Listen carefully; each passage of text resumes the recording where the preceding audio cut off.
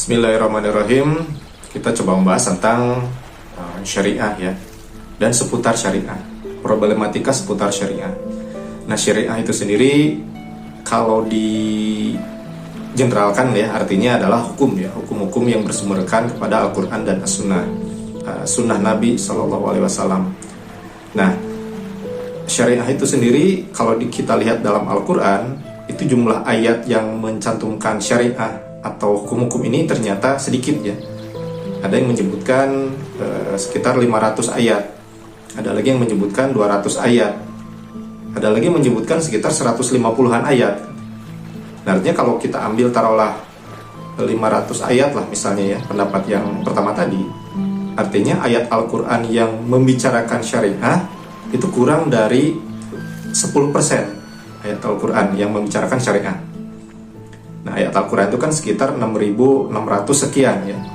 Nah, sementara ayat yang berbicara syariah atau yang mencantumkan hal yang sifatnya berbau syariah itu hanya 500-an, artinya kurang dari 10%. Nah, ini tolong dicatat. Nah, kemudian ayat-ayat yang mencantumkan tentang syariah ini pun juga sifatnya umum ya, hanya disebutkan beberapa kata dalam satu ayat. Misalnya dirikan sholat, misalnya ada ayat yang memerintahkan dirikan sholat. Nah, tidak dijelaskan sholat itu bagaimana. Apalagi ada ayat yang mengatakan a'udzubillahi minasyaitonirrajim, inna sholata tanha anil fahsya'i wal munkar. Sesungguhnya sholat itu tanha, menolak perbuatan fahsya dan mungkar. Kalau diterjemahkan itu perbuatan keji dan mungkar. Nah, kaitan sholat, mendirikan sholat dengan jaminan sholat bisa menolak perbuatan keji dan mungkar, ini tidak dijelaskan ya. Nah, artinya kalau kita lihat ayat-ayat yang berkaitan dengan syariat ini itu butuh penjabaran, rincian, penjelasan. Nah, contoh lain dari ayat yang berbunyi atau bernadakan syariat dalam Al-Quran, selain perintah mendirikan sholat, antara lain menunaikan zakat. Tunaikan zakat, titik sampai situ. Kemudian atau ada juga ayat lain, misalnya telah aku tuliskan, telah aku kutiba alaikum ya, telah aku tetap tuliskan kepada kalian, atas kalian untuk melakukan saum misalnya, titik sampai situ.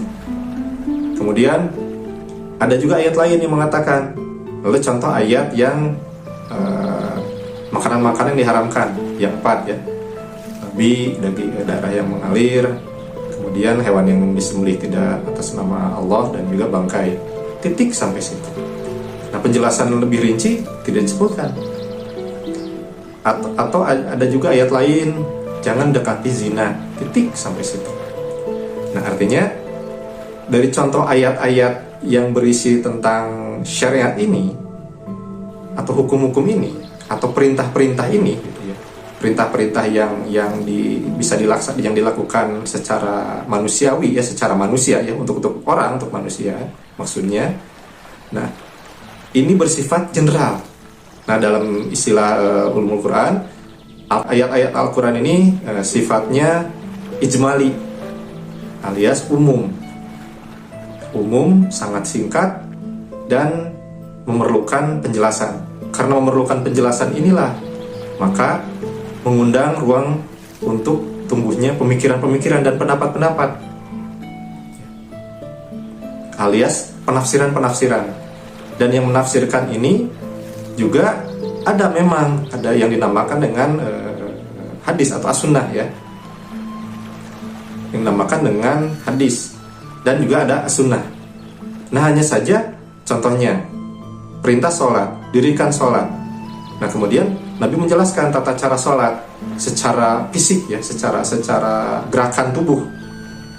Nah, padahal Nabi juga tidak menjelaskan kaitan sholat dengan tanha anil fahsya'i wal munkar tadi. Sholat bisa menolak perbuatan keji dan mungkar. Ya, karena kita tahu ya, sekarang ini banyak orang sholat tapi dia korupsi, orang sholat tapi berbuat hal yang sifatnya dilarang oleh agama atau merugikan orang lain. Itu sangat banyak sekali. Artinya sholat ini yang dilakukan oleh orang-orang itu ternyata kita tidak tahu kaitannya dengan menolak perbuatan keji dan mungkar, atau jaminan sholat bisa menolak perbuatan keji dan mungkar tadi. Nah ini artinya ini butuh pemikiran.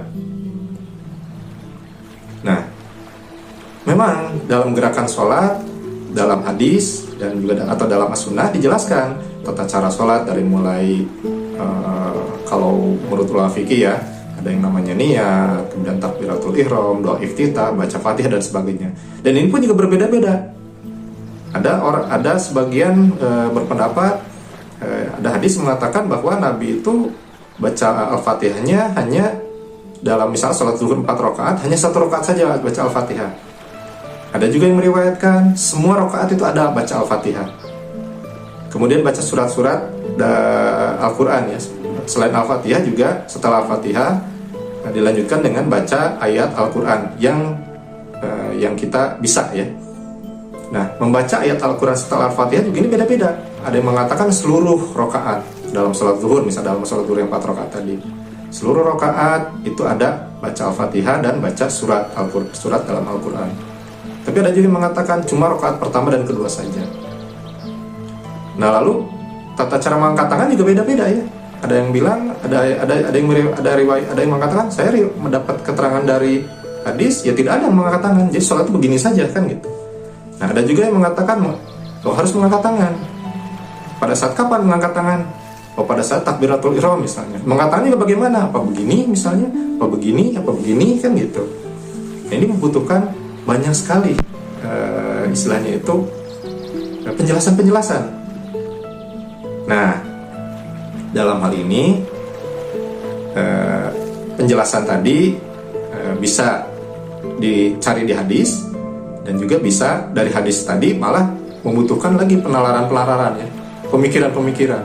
Dengan demikian tentang syariah ini, ayat-ayat baik itu Al-Quran dan As-Sunnah itu ternyata multitafsir ya. Mengundang berbagai macam penafsiran. Artinya tidak ada tafsir tunggal tentang apapun yang berkaitan dengan syariah. Nah, itu dicatat ya. Artinya kalau ditanya kita harus menegakkan syariat Islam yang mana dulu? Yang menurut siapa? Apakah menurut ISIS misalnya? Atau menurut DITI? Ataukah menurut Masyumi? Ataukah menurut Ikhwanul Muslimin? Ataukah menurut siapa gitu ya? Wah, Salafi Wahabi misalnya? Atau menurut Syiah? Syiah juga menurut Syiah yang mana dulu? Banyak sekali, puluhan penafsiran tentang syariah. Banyak sekali. Nah, artinya karena ini multitafsir, kita tidak punya istilahnya itu patokan yang tunggal. Tidak ada patokan yang tunggal. Kenapa? Karena ini bisa dipahami. Kenapa? Karena Al-Quran pun juga menjelaskan atau menyebutkan, menjanjikan ayat-ayat tentang hukum, tentang syariat, tentang makanan, ritual, ibadah ritual, tentang waris misalnya. Itu sifatnya ijmali, general. Jadi Allah melalui perantara malaikat Jibril menurunkan Al-Quran, perintah-perintah yang berisi syariat tadi kepada Nabi Muhammad SAW, itu sifatnya general. Nah, oleh karena itu masuklah di sini ruang fikih. Nah, tolong dibedakan antara syariah dengan fikih. Nah, kalau syariat itu yang tercantum dalam Al-Quran itu adanya, dan yang tercantum dalam As-Sunnah. As-Sunnah itu artinya yang pasti berasal dari Nabi ya. Jangan yang seperti ada hadis atau ada hadis yang mengatakan ini berasal dari Nabi, ternyata setelah diteliti bukan berasal dari Nabi. Mungkin itu karangan siapa kan gitu. Nah, jadi apabila ada hadis yang tidak pasti berasal dari Nabi, atau bahkan mungkin kalaupun berasal dari Nabi itu juga menimbulkan berbagai macam penafsiran, maka kita harus hati-hati, kita harus cermat ya, memilah. Artinya memang kita harus berpikir terbuka bahwa syariat itu tidak tunggal. Dan apakah syariat itu harus berupa simbolik, ataukah esensinya saja yang diambil, misalnya bungkusnya tidak bisa dikemas dengan berbagai macam fikih atau pemikiran-pemikiran lain. Ini banyak ya, banyak liku-likunya gitu ya. Nah, lalu saya juga kadang sering ya bertanya ke orang-orang yang katanya berjuang menegakkan syariat Islam. Dan orang yang saya tanya juga memang dari berbagai kalangan ya, dari kalangan pinggiran, dari kalangan orang yang tidak bisa baca Quran tapi ikut-ikutan demo tegakkan syariat misalnya, sampai ke kalangan yang intelektual ya. Dia seorang doktor di sebuah lulusan perguruan tinggi negeri di Indonesia ya. Akan tetapi ketika ditanya apa itu syariat, jawabannya seperti bingung juga dia itu ya, mereka ini. Nah, kalaupun menjanjikan jawaban, syariat yang dia maksud ternyata syariat menurut aliran atau golongan tertentu. Artinya itu bukan syariat, itu fikih. Fikih mazhab Salafi, Wahabi misalnya. Oh, saya menurut Imam Ghazali, oh berarti itu Asy'ariyah gitu ya. Oh, kalau saya menurut syariat menurut Abdullah bin Baz, oh itu berarti Salafi Wahabi. Nah, artinya siapapun ya, misalnya siapapun yang mereka bilang itu sebagai rujukan-rujukan untuk menerangkan syariat versinya dia gitu, versinya si orang-orang ini, menurut Hasan al-Banna kah, menurut Ibnu Hajar Asqalani kah, sampai yang kekinian misalnya menurut Abdullah bin Baz, Yusuf Qaradawi. Nah, orang-orang yang mereka sebutkan itu bukan nabi. Artinya ucapan-ucapan mereka ini bukan hal yang sifatnya sakral, karena itu pemikiran. Nah, artinya ruang perbedaan di lingkup hukum-hukum Islam pun juga sangat luas. Malah ada yang pernah tuh, orang yang saya tanyakan ya, apa kamu tuh teriak-teriak tegakkan syariat Islam itu yang bagaimana? Ya dia dengan logonya bilang ya syariat Islam itu yang mencuri potong tangan, yang berzina dicambuk atau dirajam kan gitu. Wih, serem sekali kan gitu. Nah,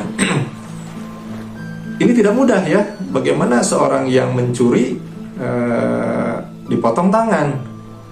Bagaimana kalau dia mencuri karena kelaparan misalnya, karena himpitan ekonomi, atau karena kondisi negara yang sedang krisis misalnya, terpaksa harus mencuri. Kemudian mencurinya juga motifnya apa misalnya? Oh, dia mencuri karena untuk menafkahi keluarganya gitu ya. Dan artinya banyak ya hal yang sifatnya imbasnya banyak ya. Seperti di Pakistan misalnya beberapa waktu lalu diberlakukan hukum atau syariat Islam, yang mencuri potong tangannya. Bahkan melalui proses pengadilan dengan saksi yang kurang kuat juga mungkin bisa jadi ya, istilahnya saksi-saksi yang kurang kuat, bukti-bukti yang juga kurang kuat gitu, potong tangannya. Nah, sehingga banyak laki-laki yang dipotong tangan karena dituduh dan memang katanya terbukti mencuri gitu ya. Kemudian potong tangan, tapi setelah itu keluarganya malah jadi makin kelaparan gitu, makin nambah miskin. Sehingga orang-orang yang korban, orang-orang yang kehilangan tangannya karena dihukum potong tangan tadi, rame-rame demo ke pemerintah kan gitu, menuntut keadilan kan gitu. Dengan tangan kamu yang dipotong seperti ini, mereka keluarganya jadi pada kelaparan, jadi angka kemiskinan jadi naik kan. Ya, apakah seperti itu? Artinya kita harus memikirkan kembali konsekuensi dari bagaimana pemahaman tentang syariat. Konteksnya apa sih potong tangan itu?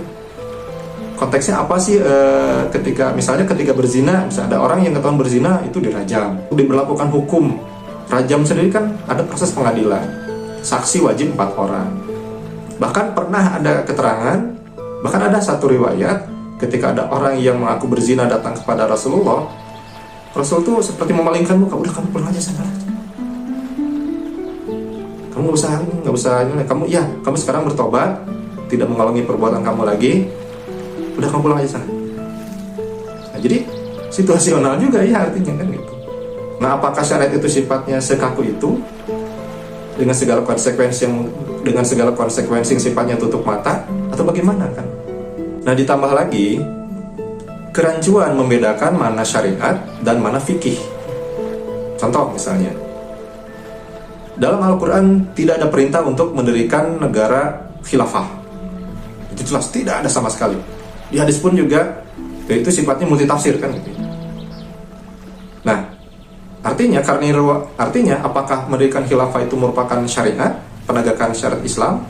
Apalagi khilafahnya seperti apa, cara pengangkatannya seperti apa, kemudian syarat-syarat seorang khilafah itu seperti apa, tidak dijelaskan sama sekali dalam Quran maupun As-Sunnah.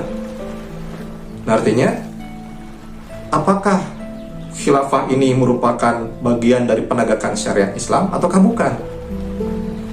Apakah khilafah ini merupakan syariat Islam ataukah fikih?